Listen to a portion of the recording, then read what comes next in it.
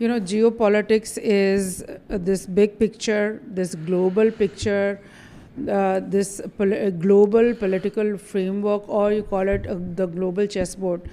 And it's very interesting. It's a very interesting subject, and people are getting more and more into it, because every morning when you wake up and you open the news, you find so many news and so much new events happening, unfolding. And the era that we are living in is so eventful that everybody is like engaged in this information thing. And but it's really also, it can get very, very confusing if we are not looking at all the aspects, if we're not being able to really take a sensible view of what's happening. And especially if we are having some favorite channels and some favorite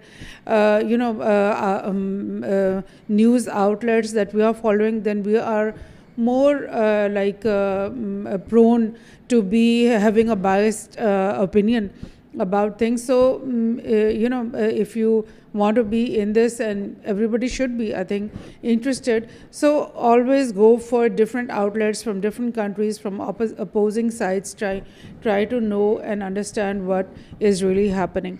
So coming to the ceasefire, of course we all had our fingers crossed, and we were all praying for the end of this war that could be the beginning of the Third World War. Analysts from all over the world were saying this thing. The Israeli side was hell-bent at dragging the US inside this war. And they were after the US, after Israel, Netanyahu especially, he has been saying this for years and years. He goes to the United Nations Assembly, and he stands there with the picture of a bomb, and he says that Iran is just 2 weeks or 6 months away from making this nuclear bomb, and it's going to throw that bomb on Israel. So everybody join with me to attack Iran. This type of narrative Netanyahu has been building for years now. But at this time, since the Gaza-Israel war started, and from the day one, Iranian-backed militias, the Hezbollah and the Ansarullah in Yemen, they were attacking Israeli, military from both sides, from the south and the north. And from day one, Israel was making this case that if we want to end this war, if we want to end Hamas, if we want to end aggression on Israel, we have to attack Iran, we have to end Iran, we have to change regime in Iran, because Iran is the real entity that is creating all this trouble for Israel.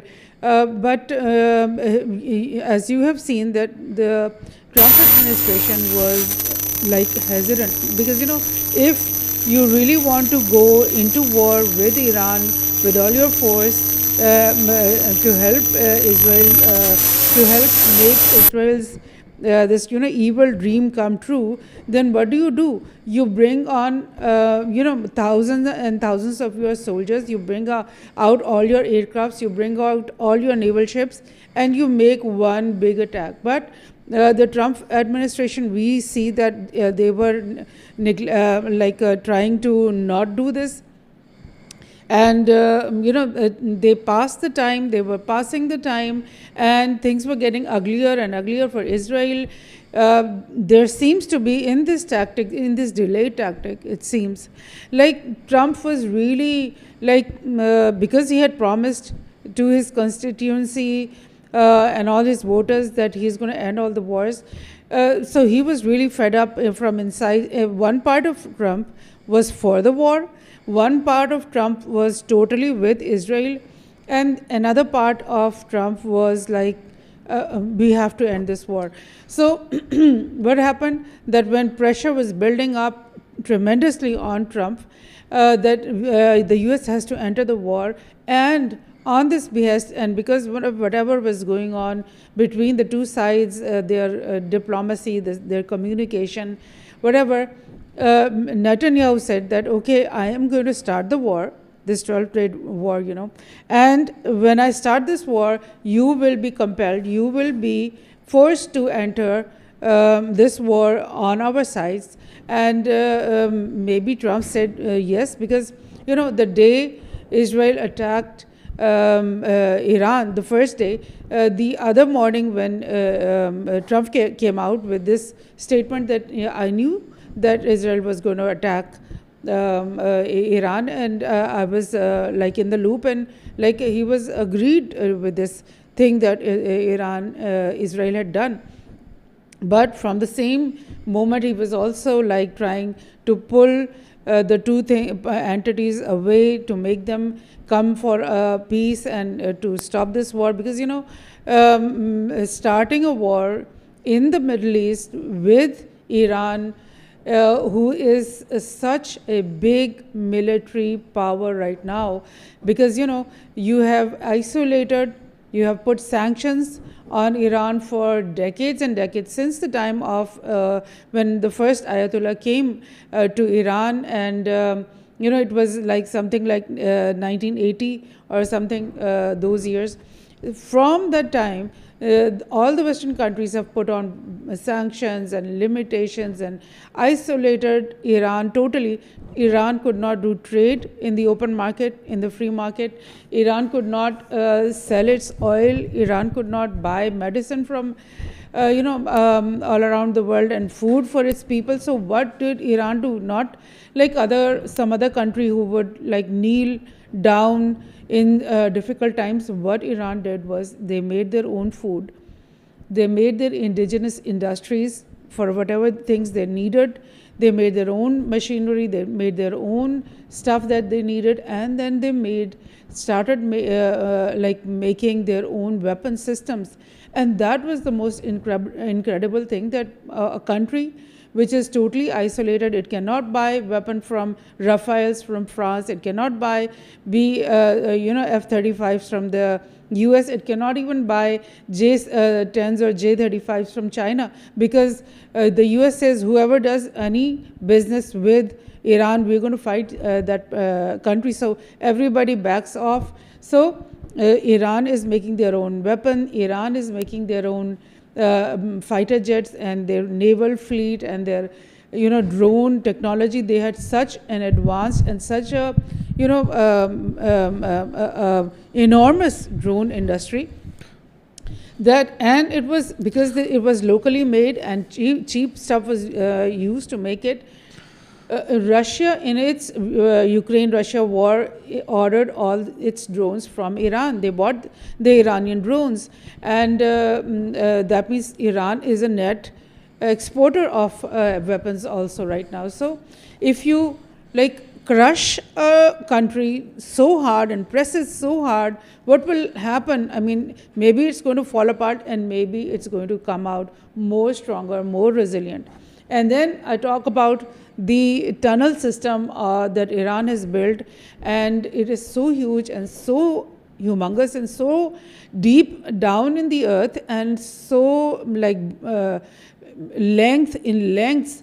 And I was reading a report where it was said that actually North Korea had started this technology of making big tunnels under its ground, because North Korea is also one of those countries that is always under the cloud of war, and it always under the threat that the US is maybe going to attack them any day. So they've also made those underground tunnels, and the same technology was copied by Iran, and they've made cities of tunnels deep down in the ground, and where they're hiding all their military and all that, their weapons. And the same technology was again shifted into Lebanon for the Hezbollah, and into Gaza for the Hamas fighters. And maybe this same technology is being followed in Yemen also, because the US and Israel, they are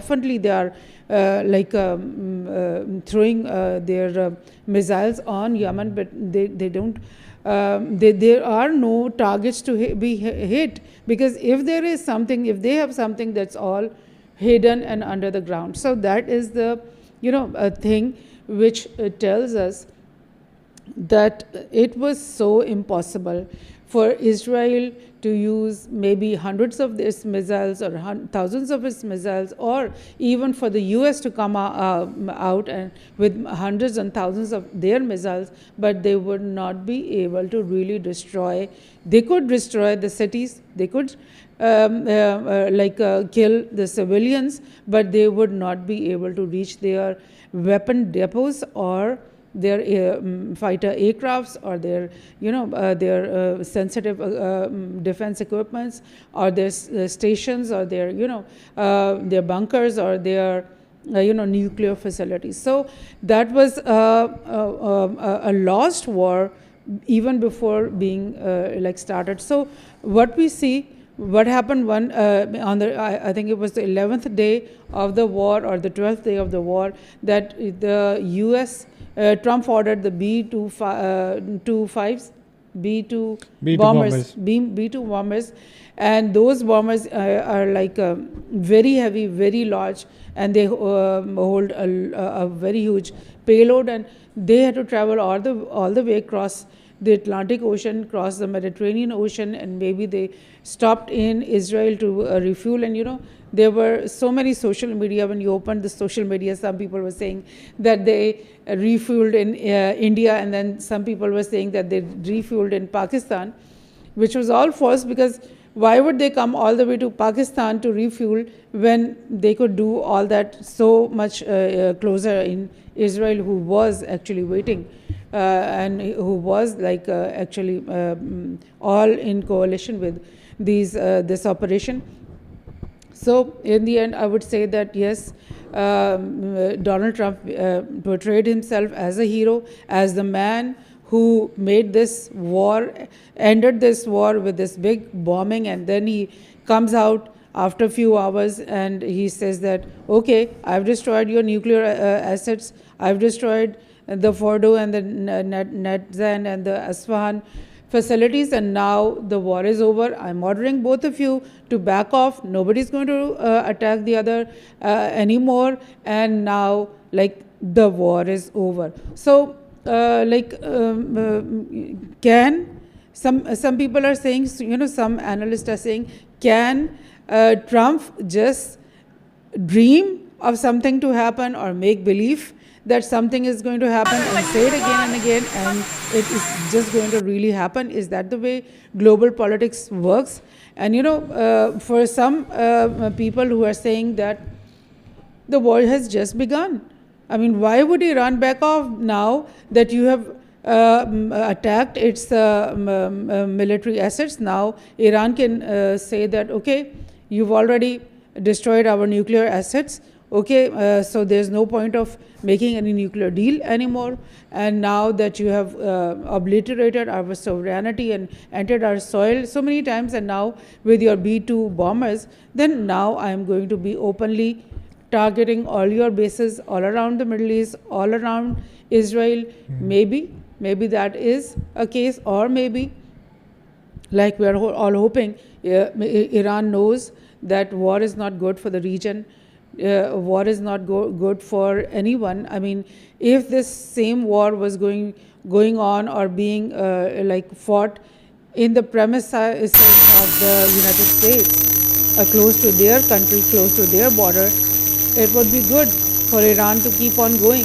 But this war is going to be fought inside Iran. It's going to be fought inside the Middle East. It's going to be fought inside the Asian region, which is so thirsty for progress, for development, for peace.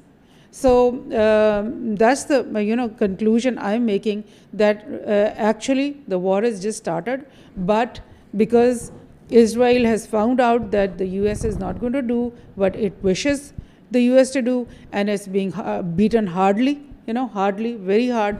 And Iran also knows that war is only going to make things more complex and difficult for Iran and for all its friends in the region. So hope is that yes, this ceasefire will prevail.